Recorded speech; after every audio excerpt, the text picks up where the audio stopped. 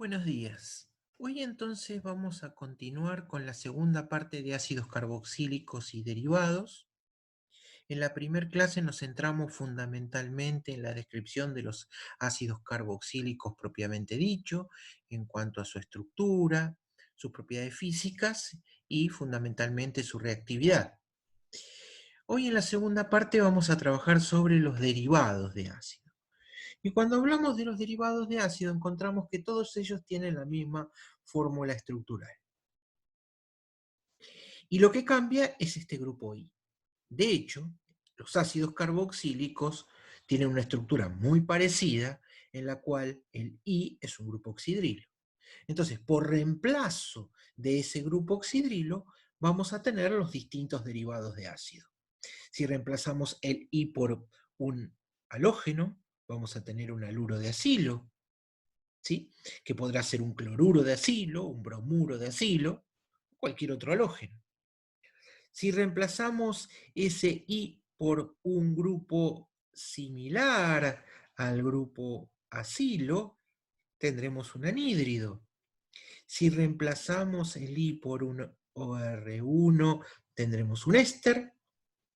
Si en lugar de tener un oxígeno tenemos un azufre, fíjense que las estructuras son muy parecidas, seguimos teniendo un éster, pero en lugar de un éster común, un éster de tiol.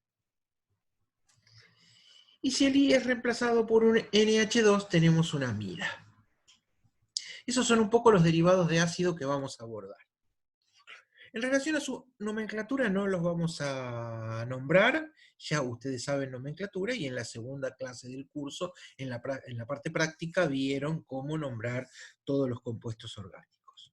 Por lo tanto, vamos a pasar a ver un poco cuál sería la reacción característica en estos derivados de ácido. Podemos decir o encontramos que esta reacción se conoce con el nombre de sustitución nucleofílica en un carbono acílico. Un carbono acílico es este tipo de carbono. Es un carbono de un derivado de ácido. En realidad esta reacción está mal llamada sustitución nucleofílica porque cuando uno la ve, realmente dice, sí, es una sustitución nucleofílica. ¿Por qué? Yo tengo un grupo I que es reemplazado por un nucleófilo para dar el producto final. Sin embargo, esta reacción tiene dos etapas. Más adelante vamos a ver el mecanismo. Y esas dos etapas son una reacción de adición, que ustedes ya conocen, seguida de una reacción de eliminación. Es importante destacar que esta reacción, dependiendo del derivado halogenado, dependiendo del derivado de ácido, frente a un mismo nucleófilo, estos sustratos son más o menos reactivos. Y acá tienen un orden de reactividad. Las amidas son los compuestos menos reactivos frente al ataque de un nucleófilo, le siguen los ésteres, luego están los anhídridos y los más reactivos de todos son los halogenuros de acilo. ¿De qué va a depender esa reactividad? Fundamentalmente de la capacidad de estos grupos de poder ser expulsados, porque nosotros lo tenemos que reemplazar el NH2, el OR', este grupo, el halógeno, por un nucleófilo. Y fundamentalmente va a depender de, como yo les decía, de la capacidad de ser expulsado de ese grupo saliente. ¿Y de qué dependen? Fundamentalmente de efectos de resonancia y de efectos inductivos. No vamos a dar la justificación, simplemente lo tienen que tener presente. Y es muy importante que conozcan este orden de reactividad porque esto les va a servir a interpretar todas las reacciones que vamos a ver de ahora en más. Acá podemos ver, fundamentalmente, cómo este grupo acilo, presenta resonancia. Entonces, si ustedes se fijan aquí, tenemos un grupo carbonilo, ese grupo carbonilo tiene un oxígeno con capacidad de alojar un par de electrones, y conjugado a este doble enlace tenemos un grupo con un par de electrones sin compartir. Par de electrones sin compartir, conjugado al doble enlace tenemos resonancia. Fíjense en la segunda estructura de resonancia que tenemos el enlace carbono enlazado al grupo saliente por un enlace doble. Entonces, cuanto mayor sea el porcentaje de esta estructura de resonancia en el compuesto, más difícil va a ser expulsado este grupo, porque justamente el enlace tiene características dobles, ¿sí? Esto lo vamos a ver un poquito más adelante. Entonces, mirando un poco todos los derivados de ácido, se concluye que los derivados halogenados son los más reactivos, le siguen los anhídridos, luego los ésteres, luego las amidas y posteriormente los ácidos carboxílicos. Y lo importante de esto es que para la reacción de sustitución nucleofílica, los derivados de ácido más reactivos se pueden transformar directamente en los menos reactivos, que son más estables, pero no al revés. Es decir, podríamos ser capaces de transformar un halogenuro de acilo en una amida, pero no una amida en en un derivado de ácido. Podríamos transformar un derivado de ácido en un éster, pero no en un éster en un derivado de acilo. Los derivados de acilo son los más reactivos de todos, los cloruros, los bromuros, los ioduros, y para prepararlos hay que prepararlos por un método distinto, no por esta reacción clásica de sustitución nucleofílica. Vamos a ver distintos ejemplos que van a aclarar un poco. Y esto nos permitirá concluir que en la reacción esta de sustitución nucleofílica, prácticamente es un mecanismo general y todas las reacciones que vamos a ver se pueden entender visualizando o entendiendo este mecanismo. Miremos un poco. Tenemos distintos derivados de ácido. En este caso, cloruros de acilo, que dijimos que eran los más reactivos de todos. ¿Sí? Esto les tiene que quedar, o sea, no se lo vamos a pedir que lo justifiquen, pero sí les vamos a pedir que se acuerden el orden de reactividad. ¿Sí? Haluros de acilo, anhídridos, ésteres, ¿sí? Amidas, ácidos carboxílicos. Es decir, que a partir del más reactivo podemos obtener todos los demás. Si yo a un cloruro de acilo le agrego una sal orgánica, acá como contraión puede tener un sodio, el acetato de sodio, este nucleófilo ataca el carbono y se elimina el cloruro, obteniendo un anhídrido. Si yo le coloco un alcohol, el alcóxido es el nucleófilo y elimina el halógeno que toma el protón generando un ácido halogenídrico. Pero a partir de un haluro de acilo obtengo un éster. Si yo a esto le agrego amoníaco, ¿sí? El amoníaco tiene pares de electrones, ataca nucleofílicamente este carbono y se elimina el halógeno que se asocia a un protón del amoníaco generando otra vez el ácido halogenídrico. Esto si fuera cloro sería cloruro de hidrógeno, que disuelto en agua, ¿cómo se llama?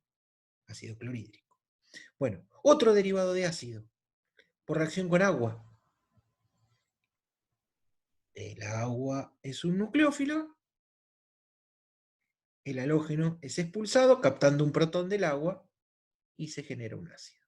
Es decir, a partir de un halogenuro obtenemos un anhídrido, obtenemos un éster, obtenemos una amida y obtenemos un ácido. Más reactivo podemos obtener todos.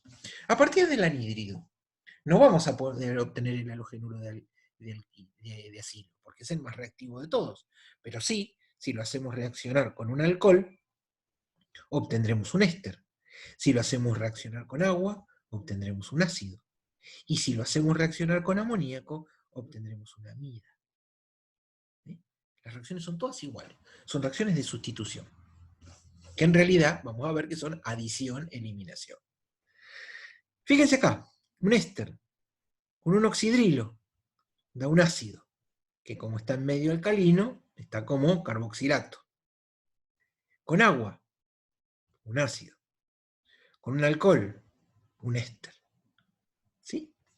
De los más reactivos obtenemos los menos reactivos. Las amidas solo se pueden transformar en ácido. Y se pueden transformar en ácido a través de una reacción de hidrólisis ácida, en el cual el nucleófilo es el agua, o con hidróxido de sodio, ¿sí? en cuyo caso el oxidrilo es el nucleófilo.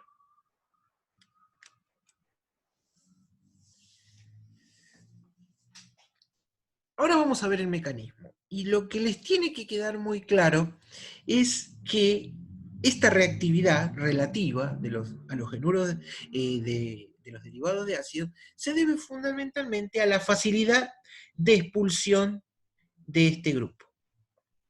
Vimos que en las amidas, uno de los efectos, ¿no? Vimos que las amidas tienen esta estructura. En las amidas pasa lo mismo que con los otros derivados, cualquiera. Tenemos un par de electrones conjugado al doble enlace.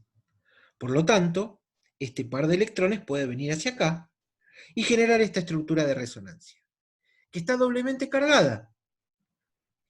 Y esta estructura es muy, muy estable. ¿Por qué? Porque es una estructura cargada que tiene la carga negativa sobre el átomo más electronegativo. Tenemos dos heteroátomos, un oxígeno y un nitrógeno. ¿Cuál es más electronegativo? El oxígeno. Entonces es lógico que el oxígeno esté cargado negativamente y el nitrógeno, que es menos electronegativo, esté cargado positivamente. Esta estructura de resonancia es muy, muy importante y también determina, ¿sí?, que las amidas sean poco reactivas, ¿sí? Fundamentalmente por ese efecto de resonancia. Ese mismo efecto de resonancia en las amidas trae aparejado otra propiedad, en este caso una propiedad física muy importante. Son compuestos muy polares, ya que, ¿se acuerdan que el momento dipolar dependía de las cargas? Y como justamente estas amidas tienen un diferencial de carga muy importante sobre los heteroátomos, esto hace que el momento dipolar de las amidas sea muy elevado.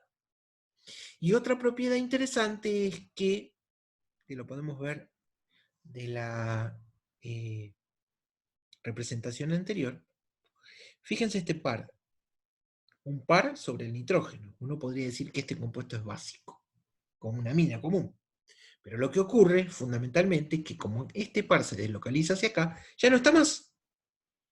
Por lo tanto, las amidas son compuestos neutros dentro de la química orgánica. Se necesitarían ácidos extremadamente fuertes para poder protonarlas, y en general no lo hacen. ¿Sí? Las aminas en química orgánica son básicas porque poseen un par de electrones sin compartir. Las amidas son neutras porque no lo tienen.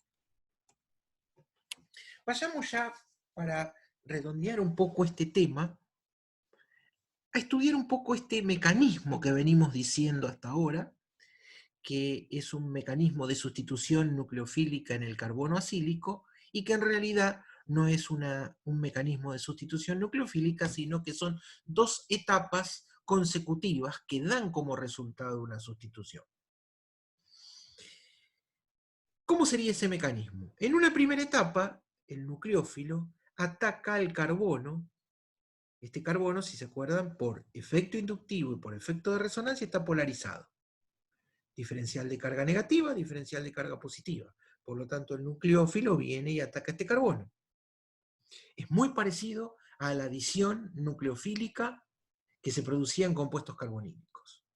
En compuestos carbonílicos, ¿cómo seguía esto? Bueno, el oxígeno quedaba cargado negativamente y captaba un electrófilo. Y ahí se terminaba la reacción. ¿Qué pasa acá?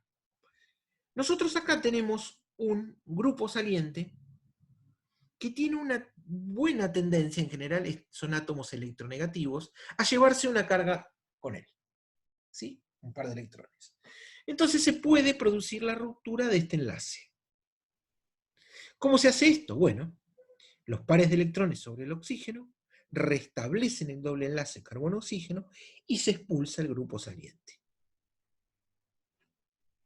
¿Qué nos queda para finalizar? Bueno, tenemos una especie protonada, se pierde el protón y obtenemos el producto de sustitución, que otra vez, como son dos etapas, es una etapa de adición seguida de una etapa de eliminación.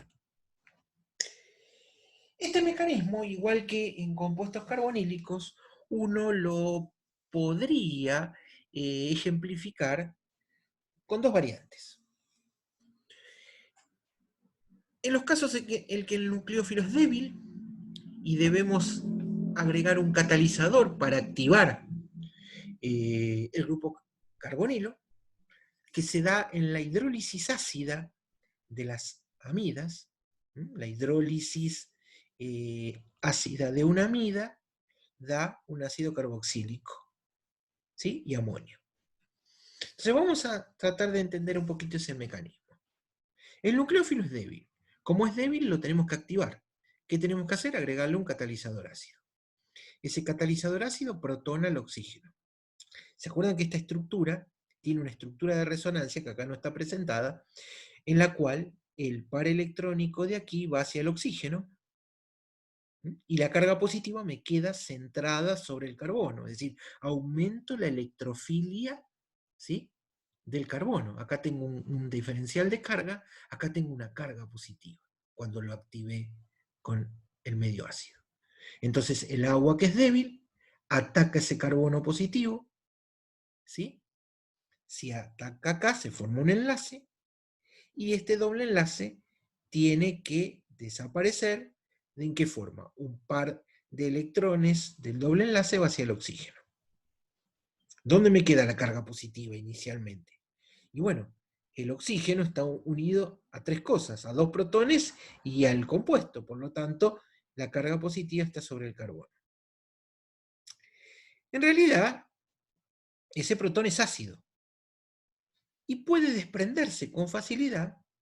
¿Y a dónde puede ir? Y bueno, puede ir al NH2, que tiene un par de electrones sin compartir. ¿Sí? Es una base y tengo un protón. ¿Se acuerdan que el nitrógeno es más básico que el oxígeno? Porque es menos electronegativo. Entonces se forma esta estructura. Y ahora sí, ¿cómo termina? La etapa de eliminación. Se restablece el grupo carbonilo y se expulsa el grupo saliente, que es el NH3. Es decir, se expulsa amoníaco. ¿Qué estructura me queda? Bueno, un ácido carboxílico protonado, que como en el medio de reacción hay amoníaco, se produce otra vez una reacción ácido-base, generando amonio y el ácido carboxílico correspondiente. Es decir, aquí vimos una serie de etapas que involucran adiciones, eliminaciones, reacciones ácido-base, que me justifican un mecanismo de hidrólisis de una amida en un medio básico, perdón, en un medio ácido, es decir, en presencia de un nucleófilo débil como es el agua. Y como tenemos un nucleófilo débil, necesitamos un catalizador. El otro tipo de mecanismo, y con esto ya terminamos la presentación de hoy, se puede presentar con la reacción entre un éster, ¿sí?, e hidróxido de sodio. Esta reacción la vamos a ver en lípidos y es una reacción muy importante que permite la fabricación de jabones, ¿sí? Antiguamente, la palabra antigua para definir un jabón era se lo denominaba sapón. Por lo tanto, esta reacción se suele decir que es una reacción de saponificación. Y ya vamos a ver en la clase que viene un poco cómo se relaciona esto, ¿no? Porque a partir de ésteres uno puede ser capaz de obtener jabones, ¿sí? Esa va a ser la idea. Pero acá la idea es entender un poco el mecanismo de la reacción, que es el mecanismo en el cual un éster reacciona con un nucleófilo fuerte. Fíjense, agua, nucleófilo débil. tiene pares de electrones solamente. El oxidrilo es un nucleófilo fuerte porque además de pares de electrones, tiene una carga negativa alojada sobre su porción estructural. Entonces tenemos el grupo oxidrilo que ataca directamente al carbono, que tiene un diferencial de carga positiva, no necesita activación. ¿Sí? Paso de adición. ¿Cuál es el paso de eliminación? Bueno, la restitución del carbonilo y la eliminación del alcoxio. Nos queda un alcohol protonado con una base que es el alcóxido, que capta el protón. Y como estamos en medio básico, en lugar de un ácido carboxílico, lo que obtenemos es una sal de un ácido carboxílico. Como partimos de hidróxido de sodio, obtenemos el alcoholato, el alcoholato de sodio, perdón, no es un alcoholato, sino que es un anión derivado, por ejemplo, si yo acá tengo un metilo, tendríamos un acetato de sodio, ¿sí? Y se libera el alcohol. Este sería un mecanismo de reacción de saponificación en el cual se está produciendo entre la acción de un derivado de ácido, ¿sí? Y un nucleófilo fuerte. Bueno, esto es un poco lo que quería que veamos para finalizar el tema de derivados de ácido. Lo importante y lo que más tienen que recordar es esta reacción de adición-eliminación, que se ve muy simple como una reacción de sustitución, y que todas las reacciones que vimos, en general, obedecen a este mecanismo. Y lo más importante de todo, que eso deberían ustedes hacerse una pequeña guía y recordar, es que tenemos una serie de derivados y a partir de los más reactivos, por medio de esta reacción podemos obtener todos los demás. ¿Sí? Bueno, nos vemos en la próxima clase, donde vamos a ver el tema, ya empezaremos con el módulo 3 y vamos a ver el tema de lípidos.